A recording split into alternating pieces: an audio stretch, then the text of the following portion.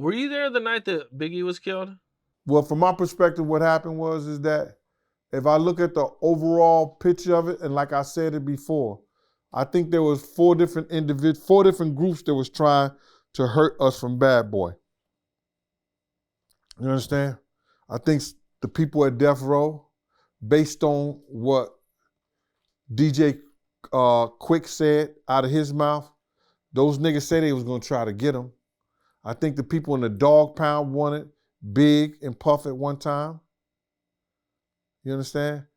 I think that this Muslim crew that we had a incident at Soul Train, they wanted him. And then I think some people was just hired to kill Puff.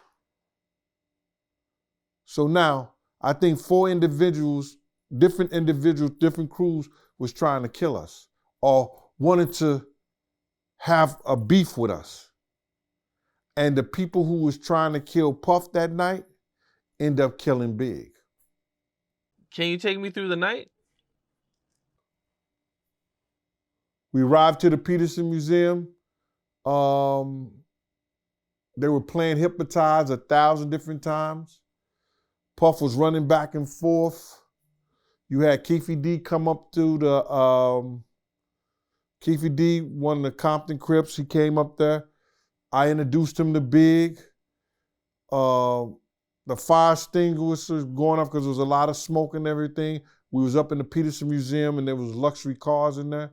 So the fire marshals came and shut it down. Before they shut it down, when they told us we shut down, I ran down, got the cars, put the cars right there in front of the doors so we could leave.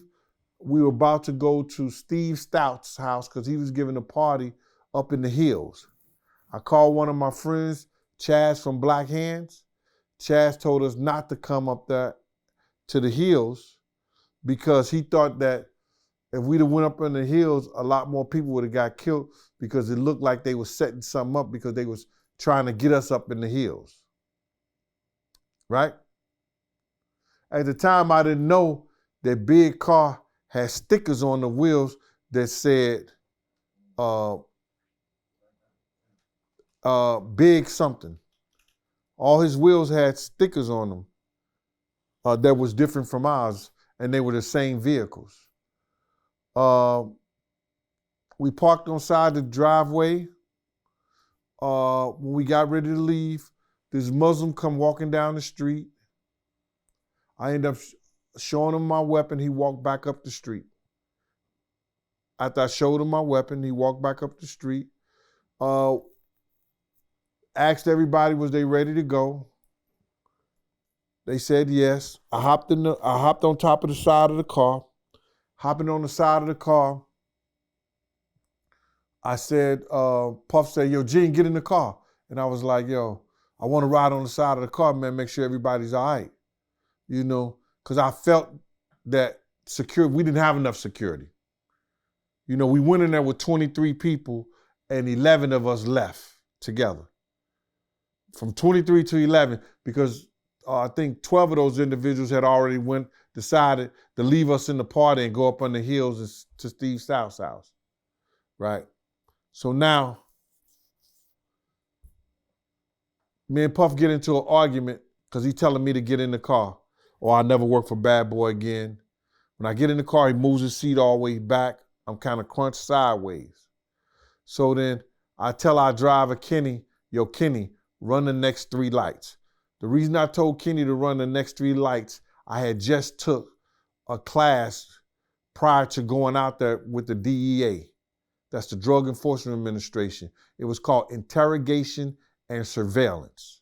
And in that class, they told us, yo, if you want to find out if somebody following you, run 3 lights or take 3 rights. You understand? So it just came naturally that when I got in the car, I'm upset that the fact me and Puff just got in, he got his seat back. I told our driver, yo, Kenny, run the next 3 lights. Big Number was supposed to be following us because I spoke to the security person that was behind them. I said, y'all ready? Y'all follow us. So if we run a light, they run a light. It's a flashing red light. all the traffic and everything else, all the police and everything was on the way on the other side of the museum. We was on the side by ourselves and there was nobody out there. So as we go through the light, you understand, Tone say, yo, Big them ain't coming. Yo, somebody pointing a gun at Big. You know, this is what Tone's saying all in one simultaneously. And then next thing you know, Kenny stop. He stops the car. So then we hear the gunshot. Pap, pap, pap, pap, pap. Kenny goes forward instead of putting the car in reverse and going back towards the light or doing a U-turn and turning stuff like that. He wait till he goes halfway up the block, then he turn. I'm cussing him out. Like, yo, Kenny, what the fuck is you doing? He say, yeah, we don't know where they shooting at. They say they shooting at Big. Do the U-turn, come back, parks right in front of the car. Puff jumps out the vehicle and go around to Big's car. I jump out and go behind Puff. You know what I'm saying? Lil C's and everybody in them had ran down the block. You see them coming back, D-Rock holding his head, talking about they shot his man. Oh, they got my man. Don't understand why the driver put the car in park and he jumped out and he ran also. You know what I'm saying? Tone calls me and say, yo, Big G. Tone say, yo, Big G, let's go. He say, G, come on, let's go. Me and Tone gets in the car. We try chasing in the direction where the guy went. When we turned the corner, because we see the guy drove down, then he turns the corner. And by the time we get up to the top of the hill, it looked like a slope that was going up like that. On top of the hill, by the time we get up there, we don't see nobody, see nothing. So I told Tone, said, yo, I wish I had my truck. I said, Tone, let's get back, man. Them niggas, they don't have enough security, just put it that way. We get back, I walk down to the Peterson Museum, and that's when I heard your man DJ Quick talking about, I think they got one of those bad boy niggas. They said they was gonna get him. Paul runs down. As soon as he said that, Paul runs down, grabbed me. Yo, we taking Big to the hospital. Wasn't thinking.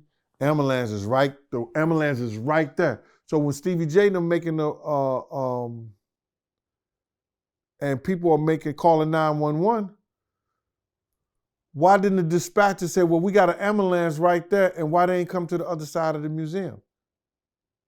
When me and Tone was driving, they was calling the ambulance. Why didn't they call 911? Why didn't they come to the other side of the museum? I don't even know. They was less than a half a block away. The hospital was two blocks away. It took us 30 minutes to get to see the sign out where he was pronounced dead at. I was one of the individuals that pulled him out the car.